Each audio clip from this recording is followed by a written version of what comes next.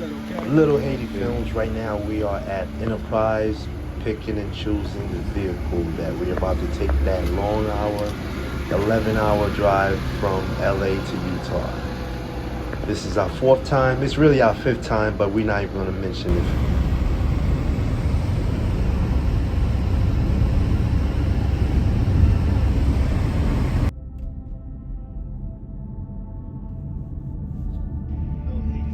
Cappuccino, New York. We in Utah at the Sundance Film Festival. We about to show you around. A little tired, yeah, but I'm over here dropping charges. Dropping my charge.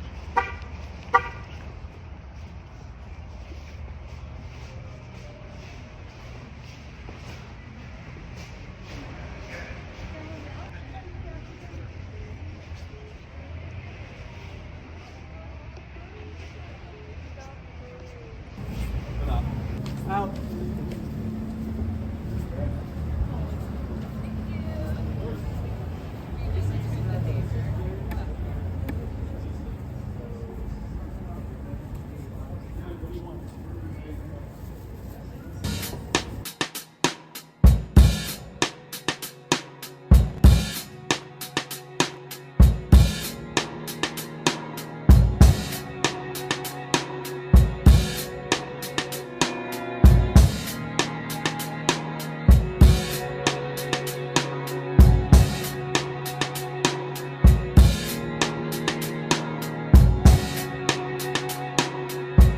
I tried to drink it away.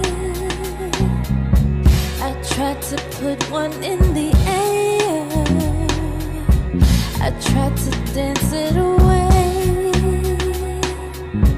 I tried to change it with my hair. I wear my credit card below. Thought a new dress would make it better. Tried to work it away, but that just made me even sadder. I tried to keep myself busy. I ran around in circles, think I made myself. Sundance Film Festival. Yeah, so they all laugh because now we're getting maybe 1, 2, maybe 3 in dots. Because most people want to see what they be around that. It'd be great. I want to see the film. Right? Student here on the right. 1A. No, it's behind you. There's someone in there. Oh, okay. Okay, got it. Enjoy the show. Thank you very much. Little Haiti Films is going down.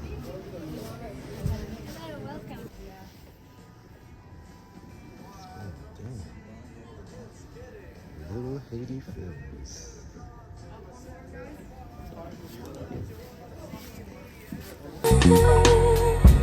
I tried to keep myself busy. I ran around in circles, think I made myself dizzy. I slept it away, I sexed it away, I read it away.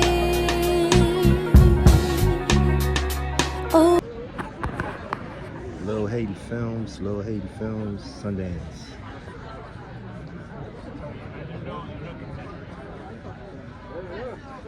And the reason I'm here is that what we do here and what we support is something that cannot be corralled by just straight business.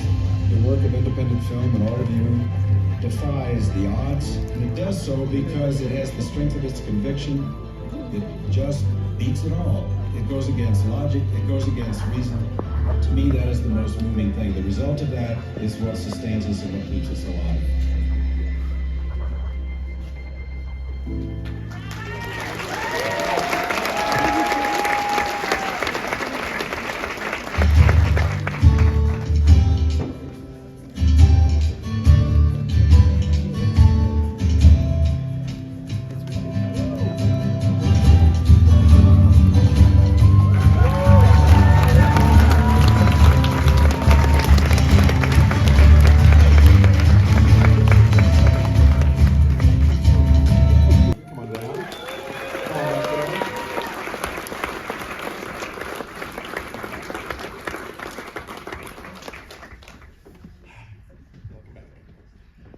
And please join me in welcoming Anthony Mackie and Sharika Adams.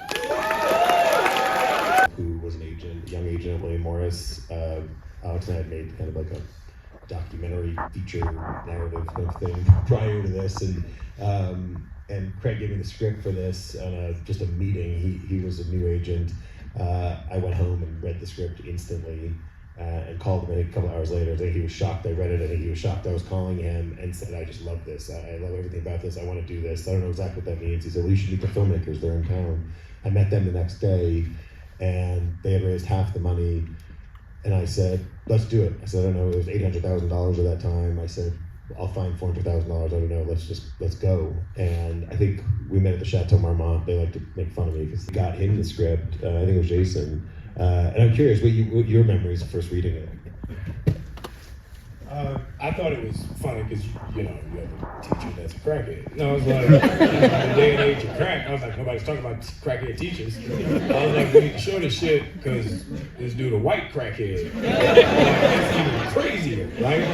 And I just remember Kevin and Jason saying how important this film was, and once I met with Ryan and Anna being so impressed by them, I was like, yeah, $50 a day, I'll go down this, I'll go down this road with you, because it's so interesting, because coming off the heels of 8 Mile, or when you're an actor in a successful film, filmmakers are like, oh, well, he'll never do my movie. So you don't get those interesting, because I started in independent film.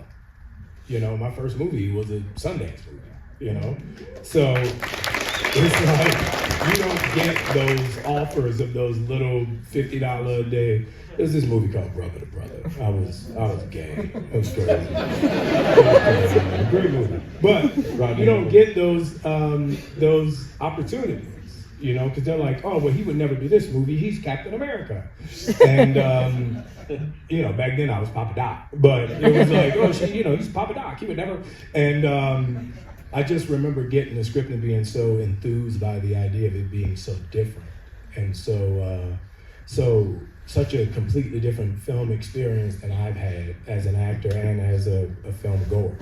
So it was more like an art piece or a theater piece than it was, a big. So I have a question. How many of y'all know what brown sugar is? Okay, for those of y'all who don't know, Brown Sugar is a movie with Queen Latifah and Common are love interests. Crazy. That was Sharika's favorite movie. But she hadn't seen it She yet. hadn't seen it, but she saw Queen Latifah and Common making out, and she was like, I love that shit. But then well. then we got Anthony, and then after that we Ryan and Anna had gone through a lot of different actors. The script got to Ryan Gosling through his manager, Carolyn Govers. The part was written for a slightly older character originally than Ryan, and they met Ryan.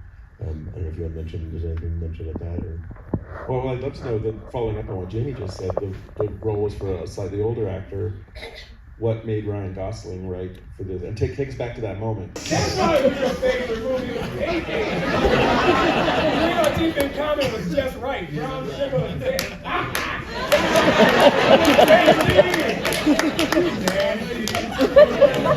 Eugene, take control, Eugene, please. He doesn't even have a mic, but we can't stop. Take his mic. So it was interesting because the story of sort of like fresh energy where nobody's jaded, nobody is frustrated. Yeah, you're all just so eager.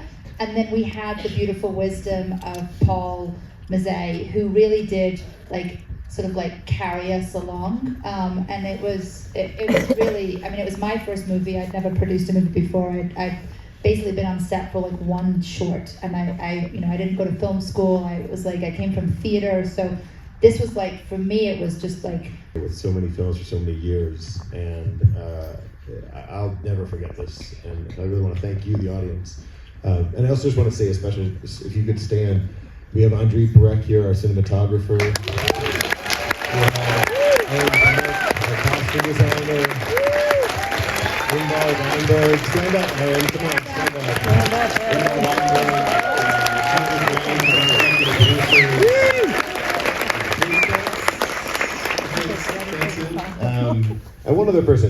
Craig Costello, who's Ryan and Anna's agent. You got some Park Slopers here. There you go. One or two. He pretty much, I was at the time, I wasn't in this class, but I would come hang out and like help with the background stuff on some of the, you know, their productions. And he was just like, I have these like young students from the school. I think it was NYU, right? At the time? It was NYU or Columbia. We were after. Yeah, it was after. We were students, but yeah.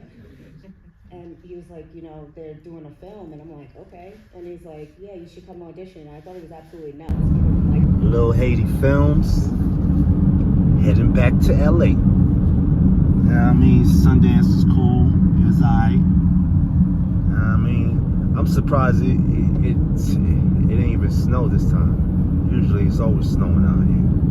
But yeah, the snow's already on the ground. But yeah, this time when I came out here, it was no snow. Feel me, smell me. I read it all.